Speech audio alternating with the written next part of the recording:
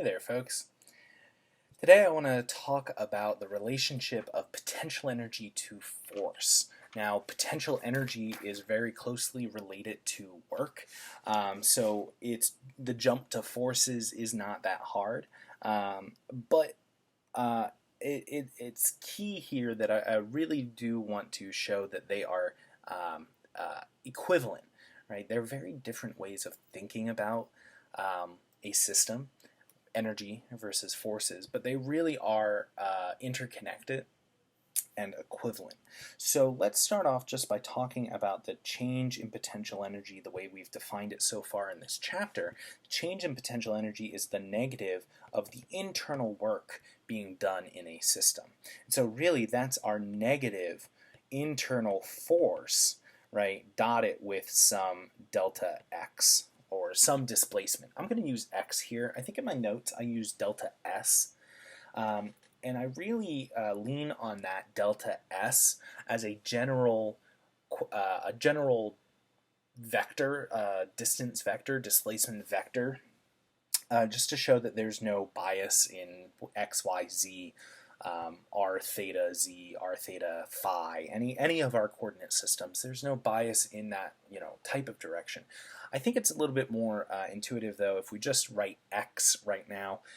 So I have this negative f internal, and the way that we also are talking about that's a big eraser, is that it's also in the x direction. Our f is in the x direction, kind of by definition of the dot product and the work. And for now, we're going to assume that we're talking about the average force. If we're thinking about a constant force, then this works. If we're not thinking about a constant force, we're really talking about the average force then in the system. So if I rearrange this a little bit, I can say that my fx is negative delta u over delta x. But if we make these deltas really small, right, we can get a derivative out of it. We get negative du dx. So how does my potential energy change if I start to move, right? If I start to displace? That is my force, right? And specifically, it's the negative here. So for those of you in higher level or have taken higher level calculus classes, this is actually representing our gradient function, essentially. If you could think about this, it doesn't just have to be in the x direction, right? X is this general term, this general variable that we use, this general direction. It could be in x, y, or z. So if I'm thinking about this, how does u change as I start to move around in space? That's my gradient, right? It's the gradient here. Now the gradient usually picks out the path of, or the direction, I should say, of steepest ascent, right? If I think about taking the gradient of a map, right, of a one of those altitude maps. Shoot, what are they called? I'm just blanking. But if I take a map that shows where my contour map. Whew, boy. If I take this contour map and I look at the steepest ascent, right, that would be the gradient. If I look at what we have here, I'm looking at the negative gradient. I'm looking for the steepest descent. And this is actually going to play into how we think about forces and potential energy. If I put a ball on a really steep hill, right, I can actually visualize which way the forces on that are greatest, right? How will it actually start to accelerate?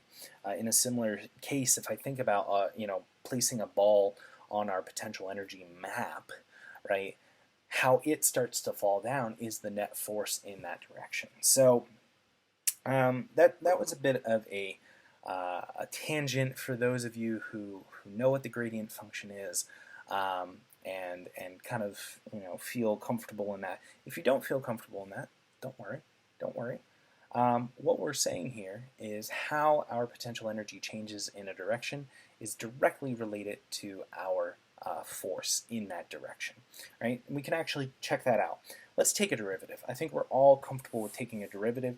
If I want to look at our gravitational force, I would want to take a negative d dx of my potential energy, right, for gravity, or gravitational potential energy.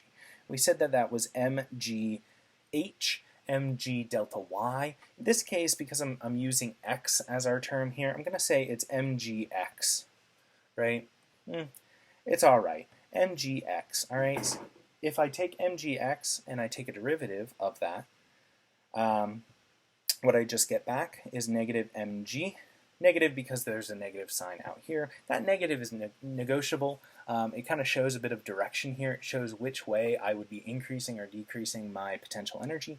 And it kind of goes into the directional aspect of gravitational force. But we get our gravitational force back, which is good.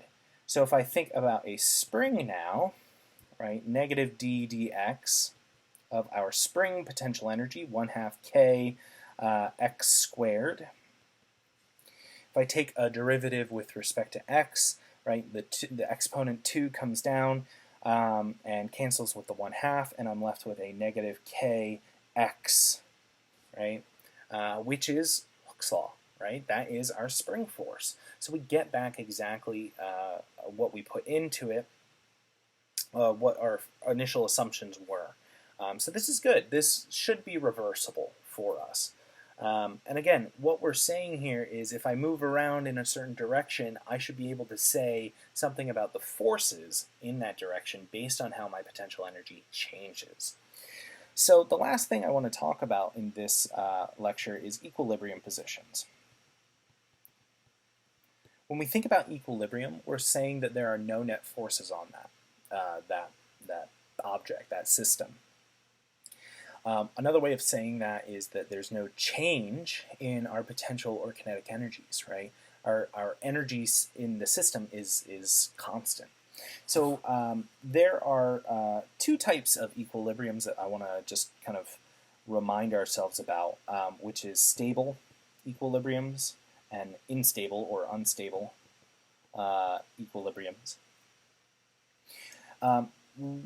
In either of these cases, we're asking the implicit question here of where is U, right, as a, I hesitate to use the word field, but as a broad concept, where is U in a space, right, flat? Where is delta U equal to 0 if I have very small changes in my position? Right? Because when I ask this, what I'm actually saying is delta U over dx or ds, right, is going to be equal to 0, but that's also our force, right? So our force is also equal to 0, which we said, again, was that definition of equilibrium. So I can think of a very easy equilibrium position. What if I put a ball in a hill, right, in a well? If I have a piece of paper or something, and I kind of scrunch it up, and then I let a pencil or something come to rest in here, it finds the lowest point. It finds the stable equilibrium, right? This is a stable equilibrium. It's a stable equilibrium because if I give it a small nudge in any direction, it's going to basically stay put. It will keep coming back to the equilibrium position. If I think about a non-stable or unstable, unstable, however you want to talk about it, an unstable or unstable, I gotta pick one. I just need to pick one. Let's say unstable equilibrium. I can think about placing a ball at the top of a hill, right? Another way of saying that, I'm just picking random objects around my desk here.